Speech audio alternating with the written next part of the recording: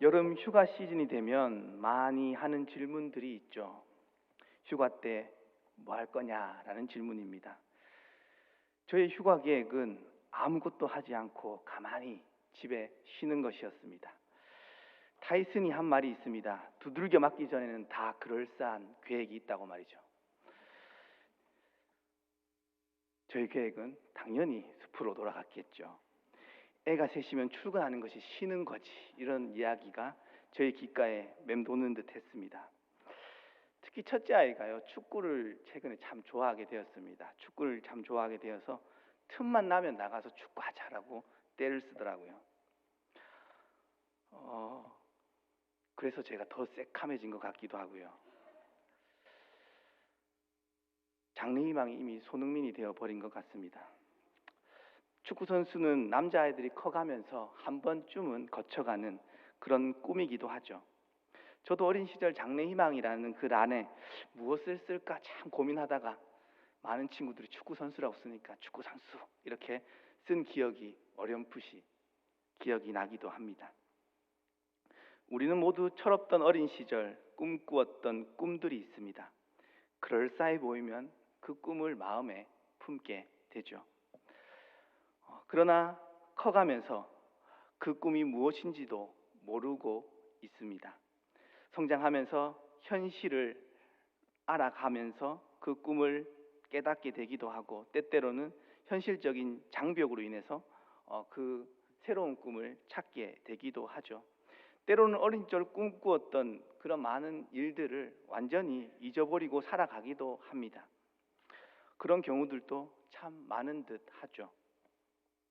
꿈과 희망은 언제나 고정된 것이 아니라 변하기 때문이기도 하고, 한편으로는 언제나 현실에 맞추어서 이렇게 살아가기 때문이기도 하죠.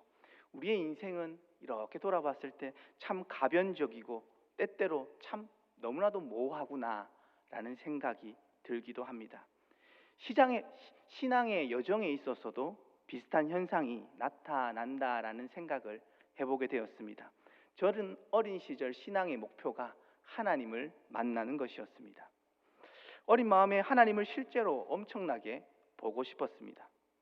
내 눈앞에 나타나 주시기를 바랬습니다. 늘 어른들이 하나님 만나야 한다고 하니 그래야 된다라고 생각했고, 그렇게 하는 것이 구원받는 것이라고 생각했던 것 같습니다. 지금 돌아서서 생각해 볼 때 구원에 대한 확신, 흔들리지 않는 확고한 신앙을 가지고 싶었던 그 마음이 컸던 때가 아니었나라는 생각을 해보게 됩니다. 그렇게 시간이 흘러 말씀을 통해 하나님을 알아가고 다양한 신앙의 경험들이 쌓여가면서 하나님의 살아계심을 깨닫고 신앙이 성장해가면서 새로운 소명을 가지게 되기도 했습니다. 그것은 하나님의 말씀을 전하는 사람이 되고 싶다라는 것이었습니다. 철없던 그 당시에 하나님의 살아계심을 참 나누고 싶다라는 열정이 그 안에 있었던 것 같습니다. 조금 다듬어서 지금 돌아서서 생각해 본다면 하나님을 매개하는 사람, 그러한 사람이 되고 싶다라는 마음이지 않았을까라는 생각이 들죠. 보이지 않는 하나님을 경험하고 싶어하는 이들, 나와 같은 고민을 가지고 있는 이들에게 하나님의 말씀을 나누는 것, 그 일을 할 수 있다면 그 일이 가능하지 않을까, 이렇게 생각했던 것 같습니다. 무식하면 용감하다는 말이 있죠. 그땐 그랬던 것 같습니다. 돌이켜 생각해 보면 그것도 참 추상적이었다라는 생각이 제 마음에 들기도 합니다.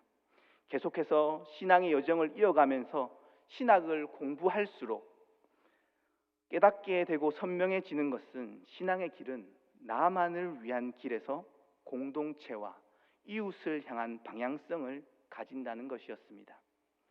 예수님을 믿는 신앙의 삶이 어쩌면 그 시작은 언제나 자기 자신에게서 출발하는 경우들이 참으로도 많습니다. 복받기 위해서 현실의 수많은 문제로부터 구원받고 싶은 그러한 마음들 말이죠. 그러나 시간이 지나면서 신앙을 이어가면서 은혜를 경험하면서 우리가 깨닫는 것은 믿음의 자리로 부르신 하나님의 뜻과 목적, 그 목적을 발견해 나아가는 것이죠. 예수님을 만났던 수많은 사람들이 먼저 예수님 앞에서 놀라운 은혜를 경험합니다. 육체적인 질병으로부터 노임을 받기도 하고요. 내면에 참 얽혀 있었던 수많은 문제들로부터 풀려지는 그러한 회복의 경험들을 하게 되기도 합니다. 그리고 그들은 그때부터 새로운 삶을 살겠다고 결단하게 됩니다. 세리삭개오는요, 불의하게 모은 모든 재산을 돌려주겠다라고 말했습니다. 예수님의 제자들은 자신을 위한 삶이었던 그 어부의 삶을 내팽개치고 사람 낚는 어부가 되었지요. 그렇게 자신을 부인하는 삶으로, 공동체와 이웃을 위한 삶으로 하나님의 인도하심을 따라 이끌려 갔던 것이 하나님의 사람들이었습니다. 이 일은 단번에 이루어지는 것이 아니었습니다. 그러나 복음의 역사는 느린 듯 보이지만 하나님의 사람들을 통해 공공의 선을 언제나 지향해 왔습니다. 오늘은 제가 휴가 때 월터 브루그만이라는 구약학자의 책을 한 권 읽었는데, 그 학자의 출애굽을 읽어내는 그 관점을 통해서 나만을 위한 신앙을 벗어나지 못하는 그 이유를 한번 진단해 보고요, 하나님이 원하시는 삶이 무엇인지 함께 묵상해 보고자 합니다. 이스라엘 백성들의 핵심 기억은 출애굽 내러티브입니다. 애굽의 지배 아래에서부터 시작하게 되죠. 애굽의 통치자인 바로는 강력한 힘을 가진 인물로 상징할 수 있습니다. 그러나 바로는요, 강력한 힘을 가졌음에도 불구하고 한편으로 두려워하고 불안해하는 그러한 인물입니다. 오늘 읽었던 출애굽기 1장 10절의 말씀을 보시면 두려움이 잘 드러나고 있습니다. 그들에게 지혜롭게 하자고 말하는데요, 그 이유가 바로 두렵기 때문이라고 기록하고 있죠. 이스라엘 백성들이 이스라엘 백성들에게 자신의 자리를 빼앗길지도 모른다는 그러한 불안과 두려움이 바로에게는 자리 잡고 있었습니다. 애굽이 위치한 곳은 메소포타미아 문명이 발생했던 나일강을 끼고 있는 아주 곡창지대였죠. 지역적으로 볼 때 엄청나게 많은 곡식을 생산할 수 있는 그런 비옥한 땅이었습니다. 그래서 기근이 생길 때마다 주변에 거주하고 있었던 많은 사람들이 애굽으로 와서 먹을 것을 구했습니다. 아브라함도 그랬고요, 요셉의 형들도 그랬죠. 가장 강력한 부강한 나라의 지도자였지만 바로는요, 불안했습니다. 대표적인 또 다른 사건은 바로가 악몽을 꾸었던 사건입니다. 강력한 힘과 부를 가졌지만 자신의 꿈을 해석하지 못해 괴로워했습니다. 창세기 41장 8절 말씀에 보면 바로가 애굽의 점술가들 그리고 현인들을 다 불러 모읍니다. 그리고 그 꿈을 해석하게 하죠. 다니엘 2장에도 보시면 바벨론의 느부갓네살 왕이 꿈을 꾸고 나서 참 번민하는데요, 많은 사람들을, 점술가들, 현인들을 불러서 그 꿈을 해석하도록 합니다. 비슷한 패턴입니다. 이것은 무엇일까요? 미래에 대한 불안으로 우리는 해석할 수 있습니다. 모든 것을 가진 자이지만 해결하지 못하는 불안이 있음을 우리에게 보여줍니다. 그래서 현 시대의 많은 이들은 미래를 예측하기 위해 무당을 찾고 사주팔자를 보러 다니는 것이 아닐까요? 특별히 요즘 젊은 사람들이 팍팍한 현실로 인해서 신년 운세를 점치는 이들이 참 많이 늘어나고 있다라는 기사를 본 적이 있습니다. 그 기사 제목이 운세의 희망을 찾는 이들이라는 기사의 제목이었습니다. 미래에 대한 불안이 더욱 심해지는 시대이기에 그렇겠죠. 이러한 방식으로 인간의 불안이 해소될까요? 그렇지 않음을 우리는 너무나도 잘 알고 있습니다. 바로 역시 자신의 꿈을 해석하기 위해 힘을 기울였지만 무언가 담긴 듯한 그 비밀스러운 꿈을 해독할 수 있는 사람이 없었죠. 아무도 해석하지 못하는 꿈을 해석한 것은 요셉이었습니다. 꿈은 앞으로 일어날 일에 대한 것이었고 기근이 찾아올 거라는 예언적인 꿈이었죠. 꿈의 해석은 바로의 불안을 자극했고 바로는 요셉을 통해 모든 식량을 관리하도록 했습니다. 꿈 해석과 동시에 바로의 정책이 새롭게 세워진 것입니다. 그 과정을 거치면서 애굽은 더욱 강력한 힘과 권력을 가진 중앙 집권적인 나라로 세워지게 되었습니다. 고대 시대에는 식량이 강력한 무기이자 통제의 수단이었기에 그렇죠. 유발 하라리는 사피엔스라는 책에서 농업혁명이 인류의 생활 방식과 사회 구조, 나아가서 인지의 틀까지도 깊이 영향을 미쳤다라고 주장한 바가 있죠. 애굽의 정책과 연결해서 생각해 보면 식량이 안정적으로 조달되면서 인구는 증가하기 시작했을 것입니다. 그리고 정착 생활이 편해졌을 것이고 잉여 생산물들이 축적되었겠죠. 사회적인 계층화가 촉진되는 일들이 일어났을 겁니다. 먹을 것을 구할 수 없는 상황에서 소수 민족들은 애굽에 와서 자신의 자유를 팔아서 식량을 샀을 것이다 라는 의미입니다. 창세기 47장 20절 말씀에 보면 애굽의 모든 땅이 바로의 소유가 되었다라고 성경은 기록합니다. 레위기 율법에서 나오는 땅의 경계석을 옮기지 말라라는 하나님의 뜻과는 전혀 반대되는 방향으로 가고 있음을 우리는 느끼게 되죠. 강한 자들이 약한 자들의 삶을 통제하고 억압하는 방식이 애굽 땅 안에 생기게 되었다라는 이야기입니다. 결국 그들의 육체까지 통제하여 노예로 삼게 되었던 것이죠. 우리는 성경을 읽을 때 하나님께서 요셉을 통해 야곱의 가족을 애굽으로 이주시키고 목숨을 구한 일에만 집중합니다. 구속사적인 관점에서 본다면 아주 중요한 부분이죠. 그러나 역사적인 큰 틀에서 본다면 바로를 중심으로 한 애굽의 정책은 공동체의 다수를 희생시켜서 소수의 부와 권력을 유지하는 노예 제도를 만들고 사회적인 시스템이 구축되어 갔던 것이죠. 하나님은 이러한 상황을 원하셨을까요? 그렇지 않았습니다. 그럼에도 무엇이 역사를 이렇게 이끌고 갔던 것일까요? 그 이유에 대해서는 다양하게 분석하고 진단 내릴 수 있을 테지만 신학은 인간의 유한성에서 출발하는 불안이라고 인간의 죄성이라고 진단합니다. 바로의 내면에 숨겨진 불안과 두려움은 공공선을 위한 길이 아닌 자신만을 위한 길, 자신의 권력을 유지하는 길을 걷게 만들었던 것이죠. 많은 드라마 스토리에 등장하는 기업의 경영권과 부모의 재산을 서로 차지하기 위해서 가족들이 서로를 해치고 죽이는 막장 드라마의 수많은 소스들과 주제들이 인간의 불안에서 출발하는 그 욕망과 맞닿아 있죠. 창세기의 마지막과 출애굽기의 시작점에서 애굽의 타락한 사회적 상황을 우리는 마주하게 됩니다. 국가의 지도자는 자신의 권력을 유지하는 일에만 집중하고 있었고 사람들은 식량을 독점하는 그 권력으로부터 식량을 얻기 위해서 자신의 몸을 노예로 바쳐야 했고 이 상황 속에서 모든 사람들은 불안에 시달리고 있습니다. 착취당하는 노예들도 생존에 대한 불안에 빠져 있고 바로도 두려움으로 인해 자신의 권력을 지키려고 애쓰고 있었던 그러한 형국이죠. 그랬기에 바로의 정책은 날이 갈수록 악랄해졌습니다. 365일 쉬지 않고 일하게 하는 것입니다. 거기에 모자라서 생산량을 계속 늘리라고 강요하고 있는 모습이 오늘 읽었던 본문의 말씀이죠. 바로의 이런 정책의 이면에는 불안과 두려움이 있었습니다. 출애굽기 1장 16절을 보시면 결국 그 불안과 오늘 읽었던 말씀 다음 말씀인데요. 그 불안과 두려움은 히브리 남자 아이들을 죽이는 정책으로까지 나타납니다.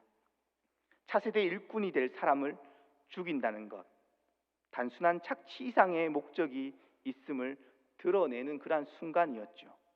모든 착취의 시스템 이면에 작동하고 있는 불안입니다. 그 불안은 자신만을 위한 길을 계속 걸어가게 만들었고 이로 인해 인간은 다른 이들을 더욱더 고통스러운 한계까지 밀어붙이게 되었던 것이죠.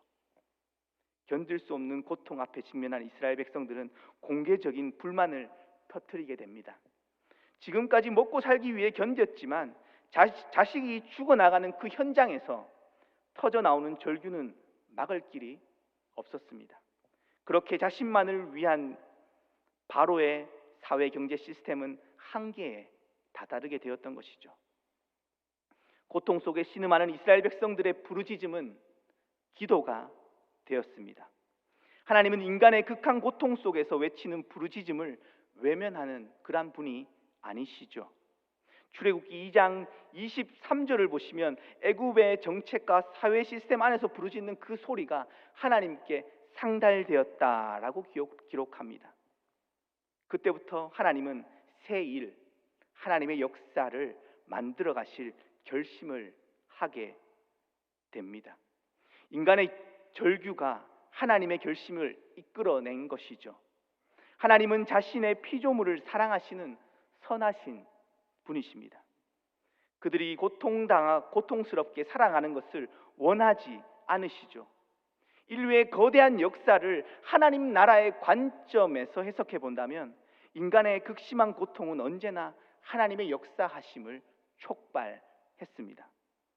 계속해서 수요일마다 나누는 그 사사기 시대만 보더라도 이스라엘 백성들의 고통과 부르짖음을 외면하지 않으셨죠.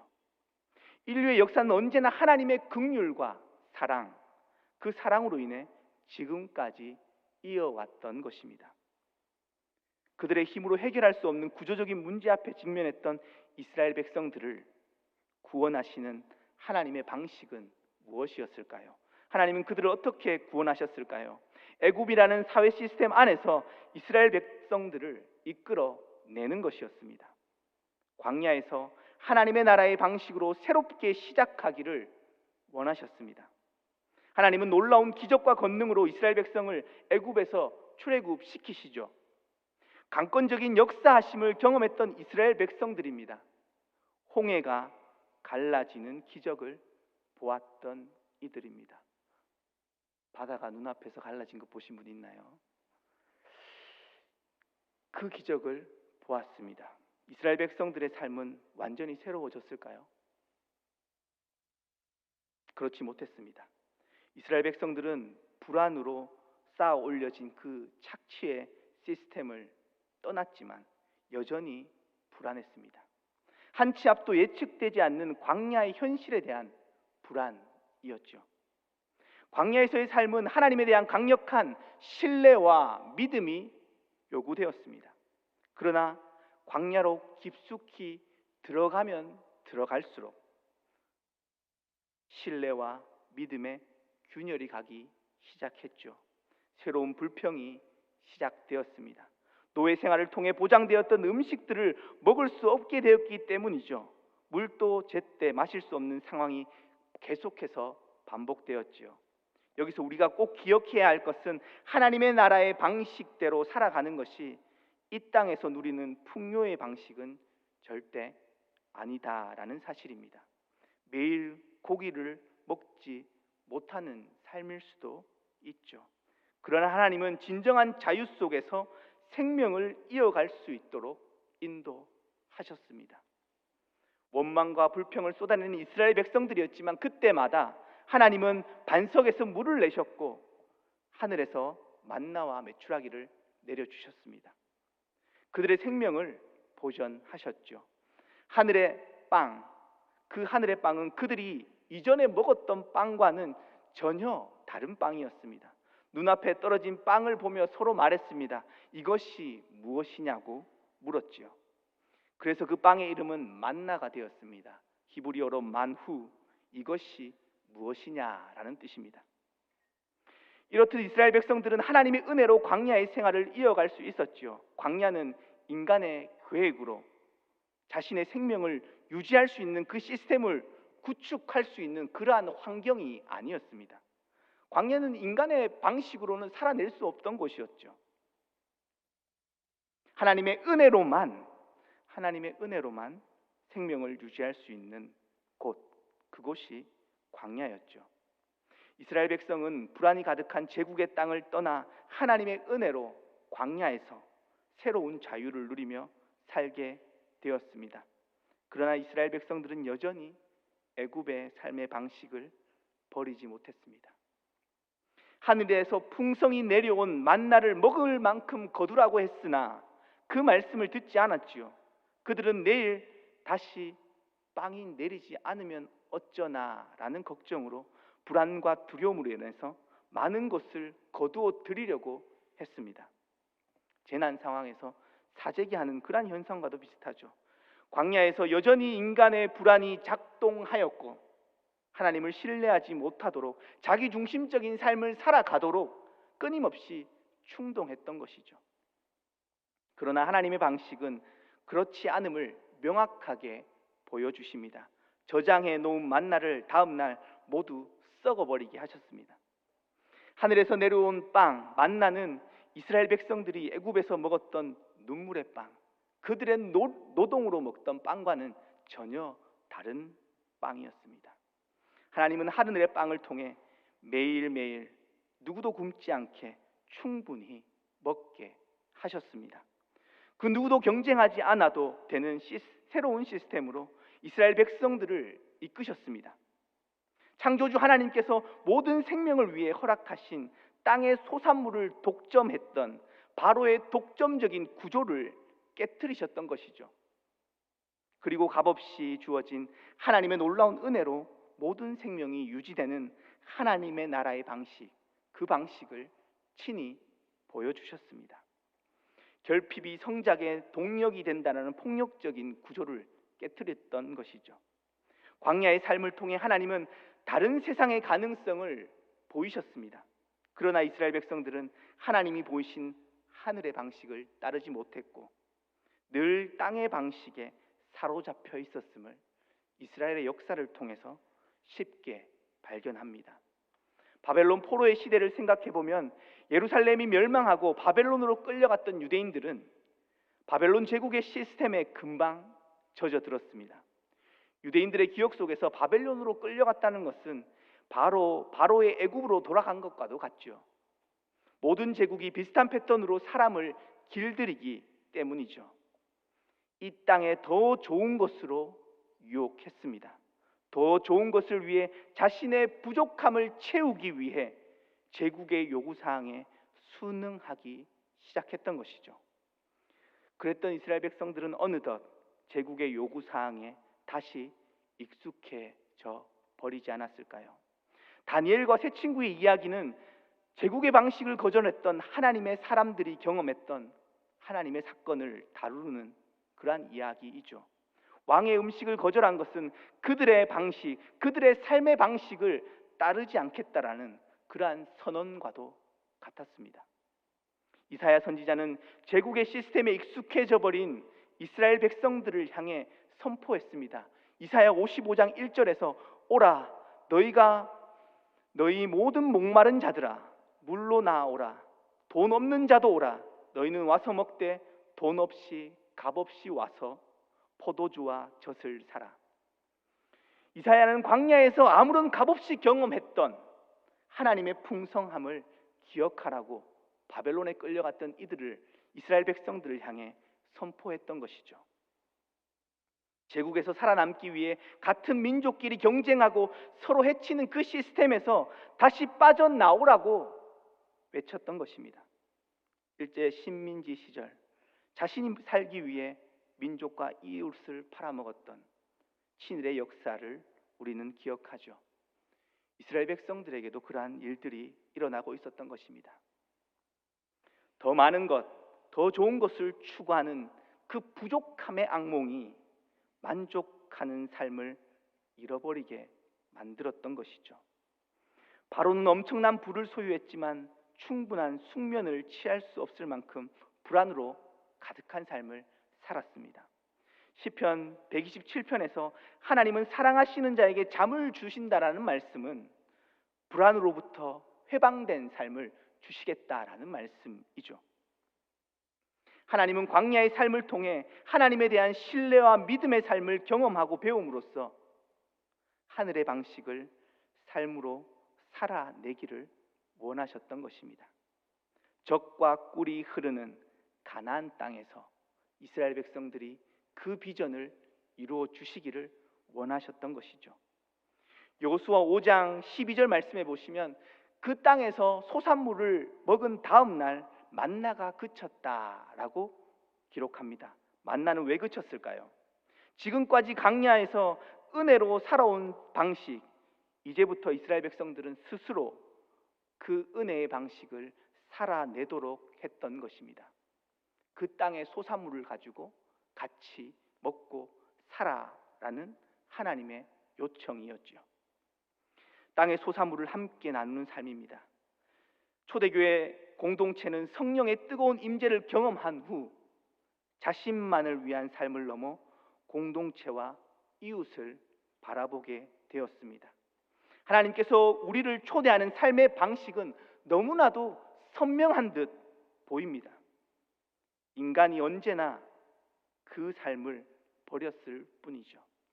자신을 지키고자 했던 불안으로부터 출발한 욕망, 죄 때문에 그 삶을 살아내지 못했던 것이죠. 사랑하는 제1의 성도님들, 우리가 살아가는 현 시대도 불안으로 가득한 사회이죠. 유치원에서부터 경쟁에서 시달립니다. 초등학교, 중고등학교에 가면 말할 것도 없죠.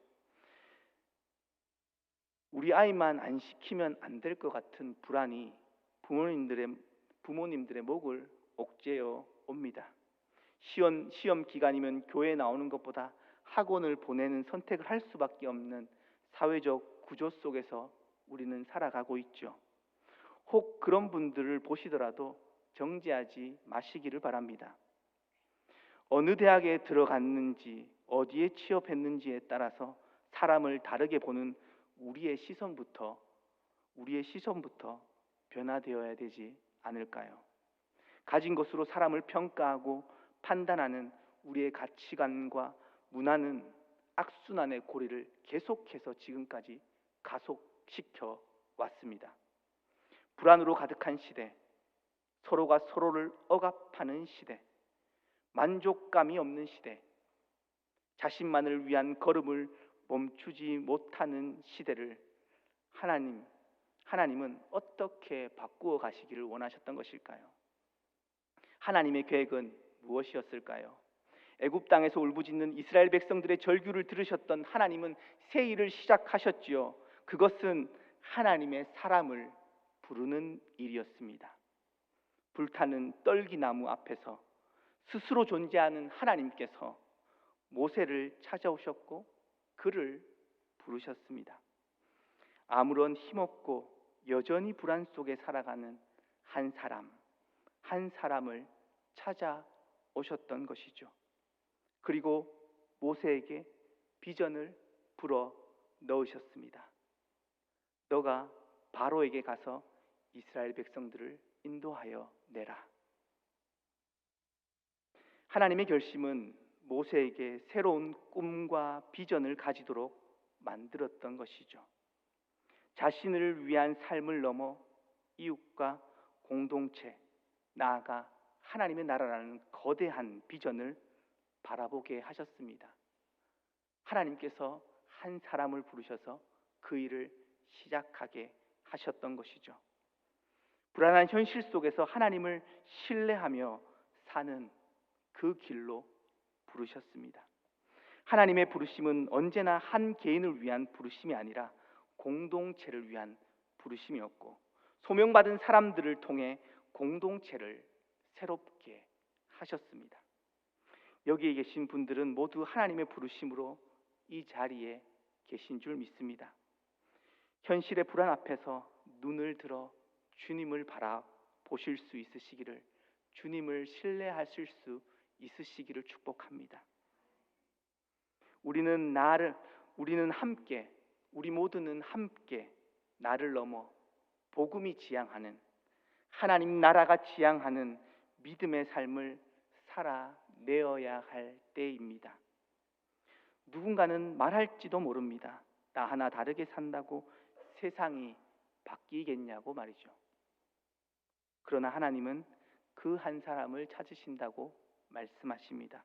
그리고 그 공동체를 찾으신다고 말씀하십니다. 불안의 시대 속에서 은혜로 살아가는 제1의 모든 성도님들 되시기를 주님의 이름으로 축복합니다.